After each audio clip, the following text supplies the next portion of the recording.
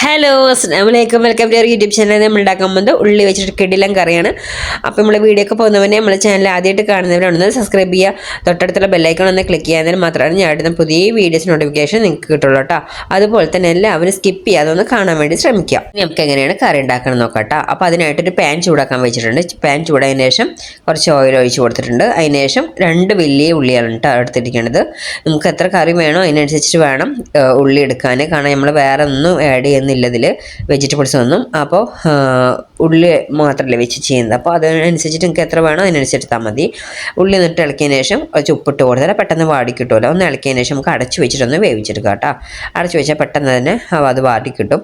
ഒരു 2-3 മിനിറ്റ് കഴിഞ്ഞതിന് ശേഷം മൂടിയൊക്കെ ഒന്ന് തുറന്നിട്ട് നമുക്ക് ഒന്നുകൂടി ഒന്ന് ഇളക്കി കൊടുക്കാം. നമ്മളിവിടെ ഇളക്കി കൊടുത്തിട്ടുണ്ട്.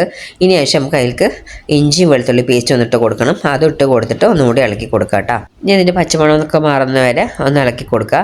അതിന് ശേഷം നമുക്ക് ഇട്ട് കൊടുക്കുന്നത് ഞാൻ കറിവേപ്പിലയും 2-3 പച്ചമുളകും പിന്നെ ചെറിയൊരു തക്കാളിയാണ് ഇട്ട് കൊടുക്കുന്നത് കേട്ടോ. അതിട്ട് കൊടുത്തിട്ട് ഒന്നുകൂടി നമുക്ക് ഇളക്കി കൊടുക്കാം.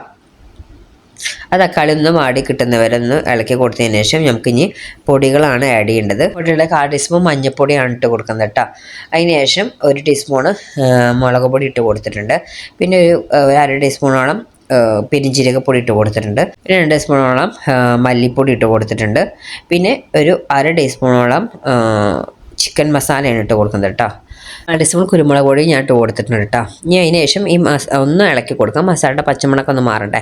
ഒന്ന് ഇളക്കി കൊടുത്തതിന് ശേഷം ഒരു ഇത്ര നമുക്ക് ഇളക്കി നിൽക്കേണ്ട ആവശ്യമില്ല. 2 മിനിറ്റ് നമുക്കൊന്ന് അടച്ചു വെച്ചിട്ടൊന്ന് അത് വേവിച്ചെടുക്കാം. അപ്പോൾ ആ പച്ചമുളകൊക്കെ ഒന്ന് വേഗം പോയി കിട്ടും. അതൊന്ന് 2 മിനിറ്റ് കഴിഞ്ഞതിന് ശേഷം മൂടി വെച്ചതൊന്ന് തുറന്നിട്ട് അതൊന്ന് ഇളക്കി കൊടുക്കാം കേട്ടോ. ഇനി ഒന്നുമില്ല, ഇനി കുറച്ച് വെള്ളം ആഡ് ചെയ്യണം. 1/4 ഗ്ലാസ് വെള്ളം ഞാൻ ഇപ്പോൾ ഒഴിച്ച് കൊടുക്കുന്നുണ്ട്. ഒന്ന് ഒഴിച്ച് കൊടുത്തിട്ട് നമുക്കൊന്ന് ഇളക്കി കൊടുക്കാം.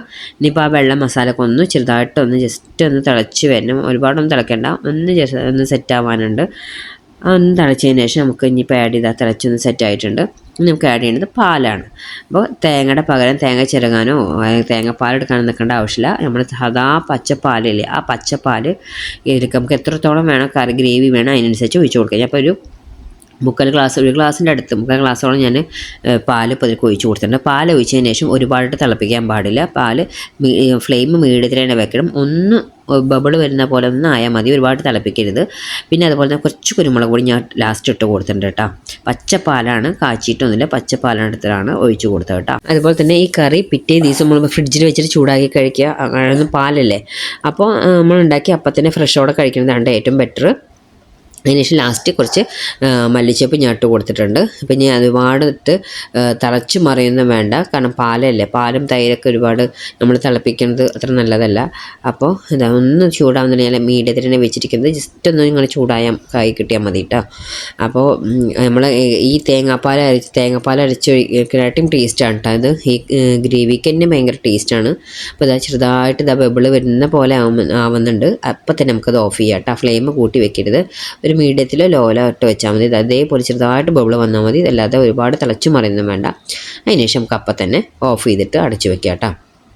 അപ്പോൾ നമ്മളെ കറി കുറുകി ഇവിടെ സെറ്റായിട്ടുണ്ട്. ഈ കറിയാണെങ്കിൽ ചപ്പാത്തി, അപ്പം, ഇഡ്ഡലി എല്ലാത്തിൻ്റെ കൂടെ, നെയ്ച്ചോറിൻ്റെ കൂടെ ഒക്കെ നമുക്ക് കഴിക്കും. സൂപ്പർ ടേസ്റ്റാണ് കേട്ടോ. അപ്പോൾ തേങ്ങാപ്പാലിനായിട്ടും തേങ്ങ അരച്ചതിനായിട്ടും നല്ല ടേസ്റ്റാണ് ഇത് ഉണ്ടാവുക. പെട്ടെന്ന് ഉണ്ടാക്കാനും പറ്റും. പച്ചപ്പാൽ എടുത്തിട്ടാണ് ഞാൻ ഉണ്ടാക്കിയിരിക്കുന്നത്. അപ്പോൾ എല്ലാവരും ഒന്ന് ട്രൈ ചെയ്ത് നോക്കുക. അപ്പോൾ എത്രയോളം വീഡിയോ ഇഷ്ടമാണെങ്കിൽ ലൈക്ക് ചെയ്യാനും ഷെയർ ചെയ്യാനും കമൻറ്റ് ചെയ്യാനും സബ്സ്ക്രൈബ് ചെയ്യാനും മറക്കരുത്. Okay, bye bye, thank you.